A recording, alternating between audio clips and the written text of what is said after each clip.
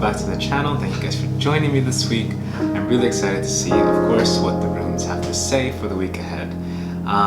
Thank you guys for being patient as well. I know I didn't post this past week, but that's because of the Spring Equinox. I was taking some time for myself to reset, to recalibrate, and to allow myself to prepare for the flourishing of spring is the words that come to mind.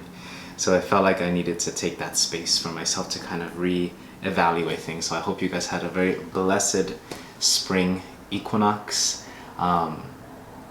Very powerful energies that we were working with during that time.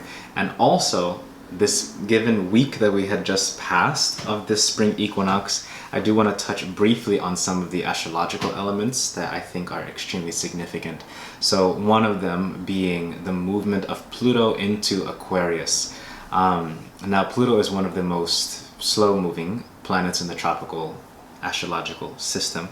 And Pluto's energy is related to the deep unconscious. It's related to the undercurrents of social, political, interpersonal, and generational practice. So I would assume that epigenetic traumas, epigenetic relationships, things that are connected to our ancestry, our genealogy, our connections to our social systems at large, the greater underlying foundation for the lives that we build is connected to Plutonic energy. Also the chthonic element, or the element of the underworld, the things that are left unseen. And so Pluto moving into Aquarius is, for me, a very significant shift because it doesn't happen often. Pluto changes signs every, I think, 20 years or so. Don't quote me on that. But around every 20 years or so, it'll move signs. And it is significant in that Pluto is now bringing deeper awareness of the subconscious machinations of our social experience, of who we are as people, of the humanitarian element of our lives. So Aquarian energy is going to be very much influenced by Pluto.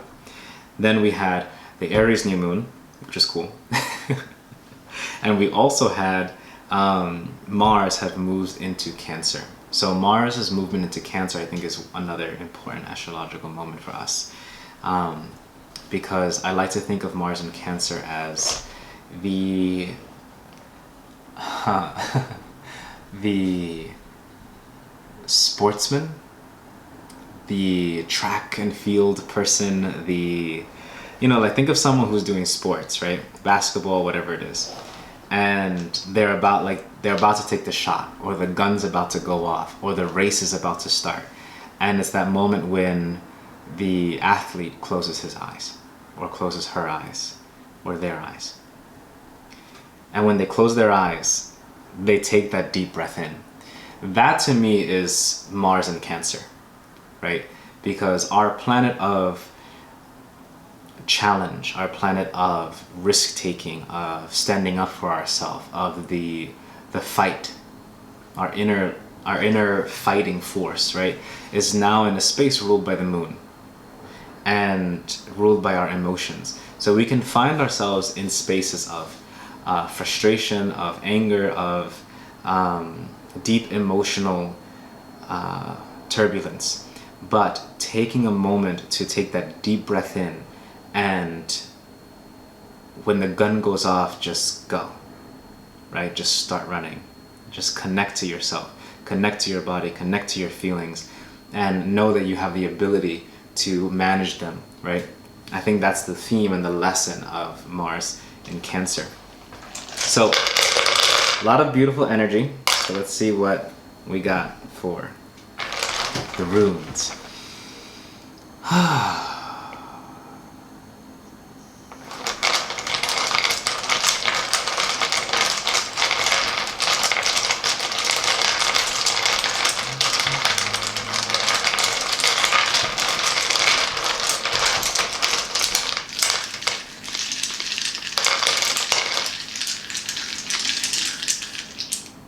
That's a lot. That's a lot. That's a lot of runes.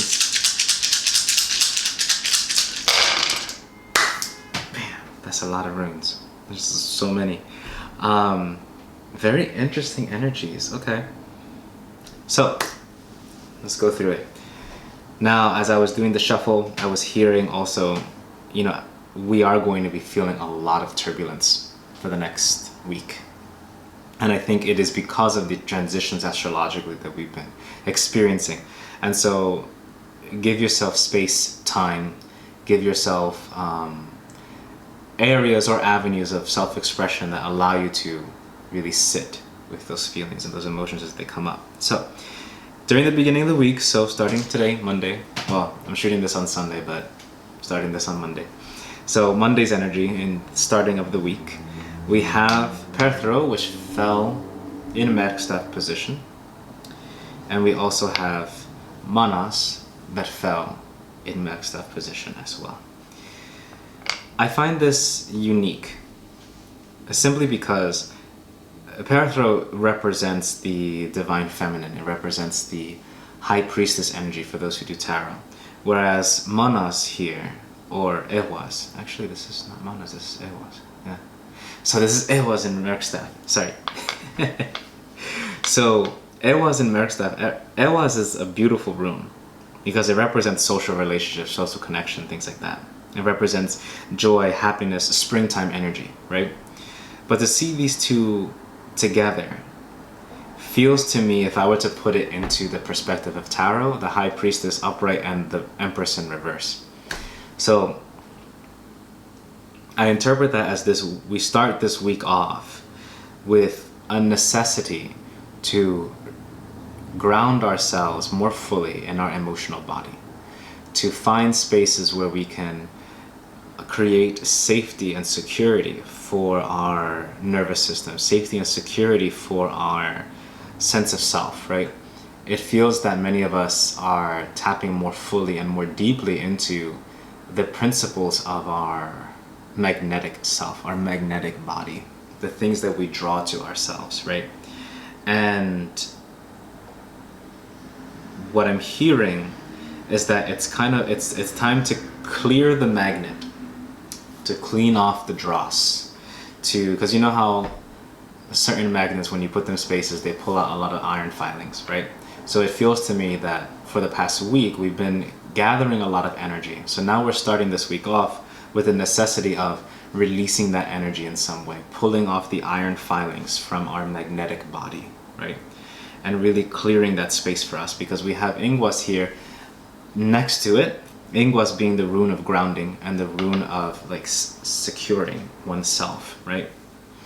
So I see this as beginning these next few days of Monday into Wednesday, of taking an opportunity to reflect on our emotions, to clear our bodies, to clear our minds. And then later in the week, this is interesting. This is very interesting. Later in the week we have Lagus, which has fallen upright. But it's fallen upright next to Ansus, which has fallen Merkstaff position. So Ansus is the rune of the message, or the rune of awareness, right? It's Odin's rune. And so to see these two together, to me, represents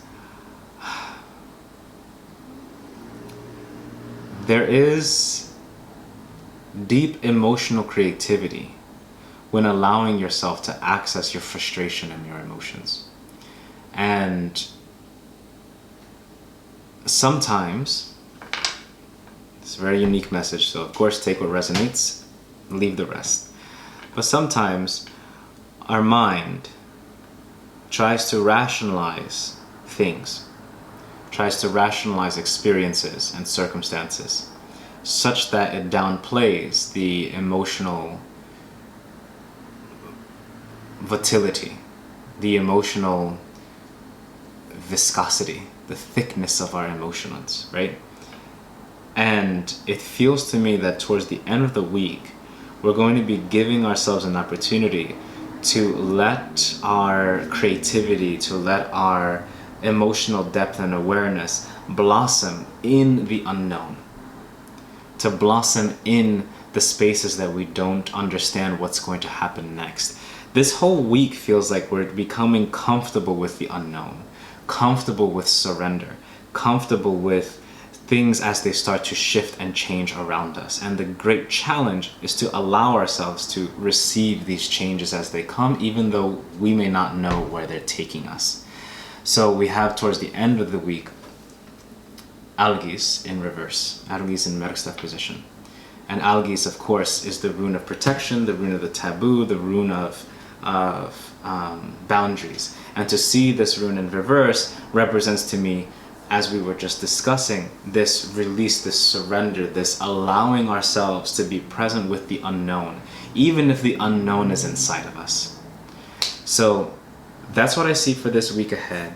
Let me know if that resonates with you guys in the comments below, because I think it was a very unique message. So I'm curious to who it may connect with. But it is about connecting more deeply with our feelings about the unknown and the frustrations that we may have about it, but allowing ourselves to surrender into it. So yeah, let me know how it goes. And it was lovely seeing you guys, of course, and I'll see you guys next week here on the channel. Like, comment, subscribe, all of that fun stuff. It does help. And I'll see you guys next week, all right? Bye, everyone.